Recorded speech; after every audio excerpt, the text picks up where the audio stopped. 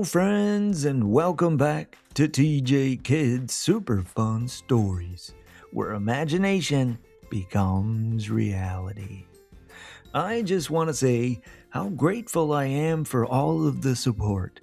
It means so much to see so many families enjoying these stories together.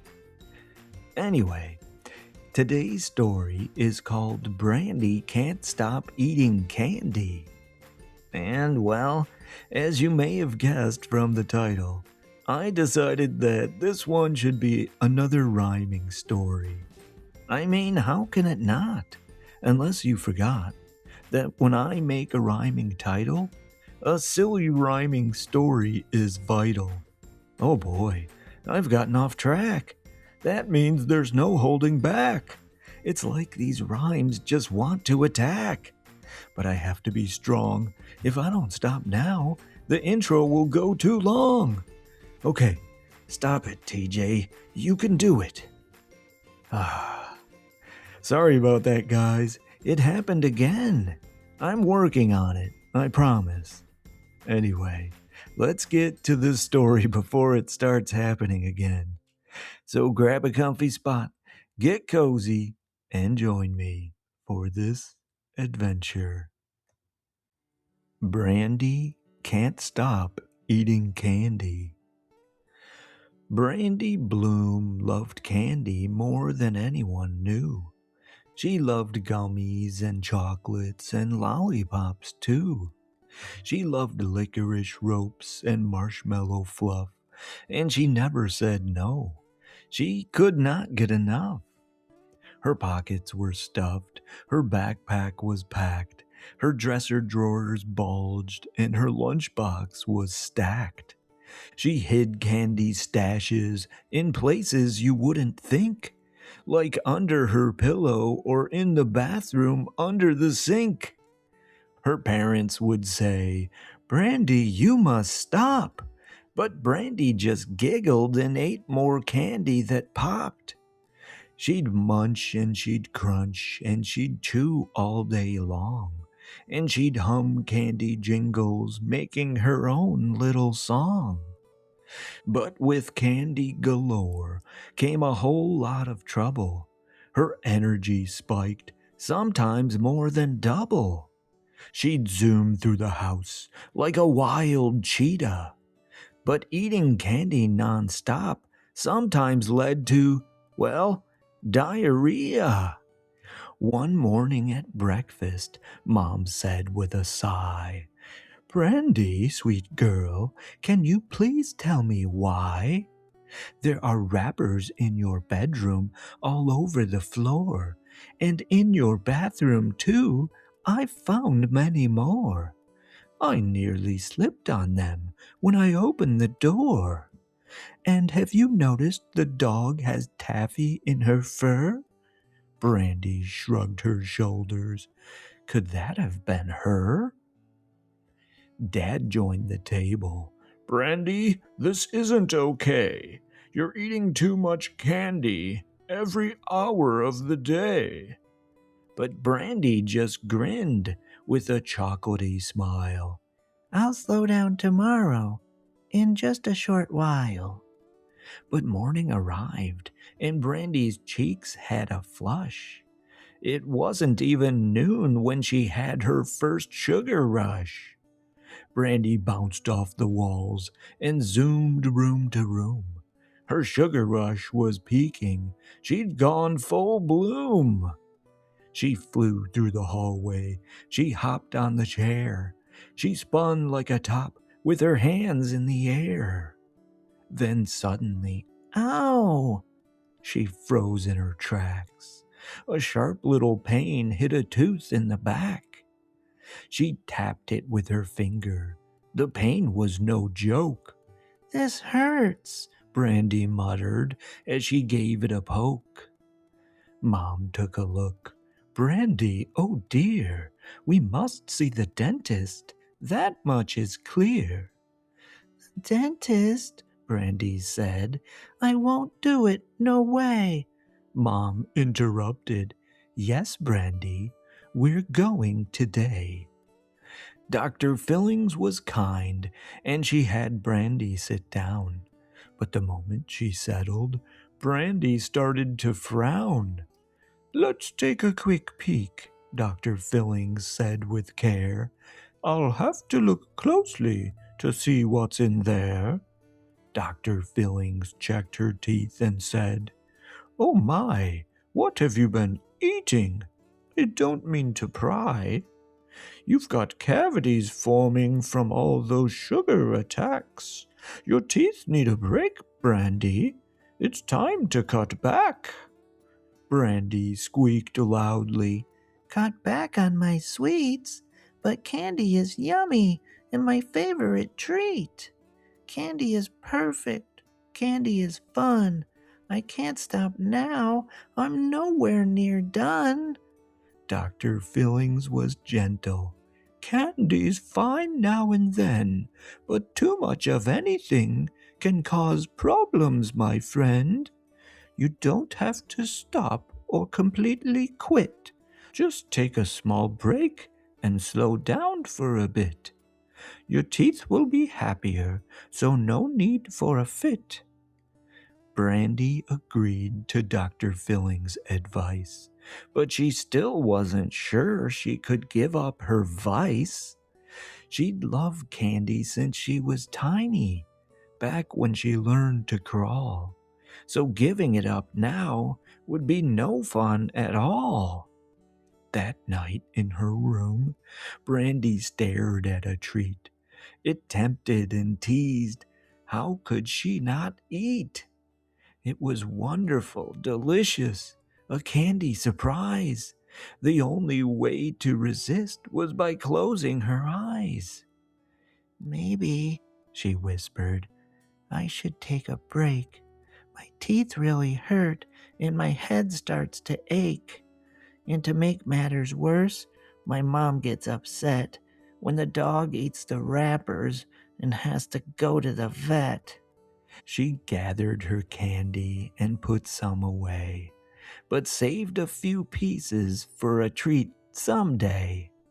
She tried eating fruit and a sandwich instead, then added some jelly on top of her bread. But something was missing. Something felt wrong. Her days were too quiet. Her nights were too long. She missed all her candy with colors so bright. She missed candy in the morning and candy at night. Then one Saturday, at her cousin's big bash, Brandy arrived with a small candy stash. She promised herself she'd eat only 2 or 3, but something caught her eye as it swung from a tree. A giant piñata, a rainbow delight, hung high from a tree in the bright summer light. It sparkled in the sun, so colorful and pretty. To burst this thing open would be such a pity. But that was the point, to get a candy surprise. And the kids all looked happy with joy in their eyes. "That's it," she whispered. "That's candy galore. That's candy exploding all over the floor." The kids lined up quickly. The bat was passed round. They swung and they missed as it twirled above ground. Then Brandy stepped forward with fire in her eyes. "This candy," she whispered, "will be my sweet prize." She swung with a swoosh, and she gave it a smack. She swung with a mighty, determined attack. The piñata burst open, a sugary rain. Candy flew everywhere. It was truly insane. The kids all leaped forward like she'd sounded an alarm, and Brandy grabbed Candy with both hands and her arm. She stuffed all her pockets as much as she could, but when she thought of her dentist, she didn't feel good. She sat on the grass with a frown on her face. She felt like her heart had been kicked out of place.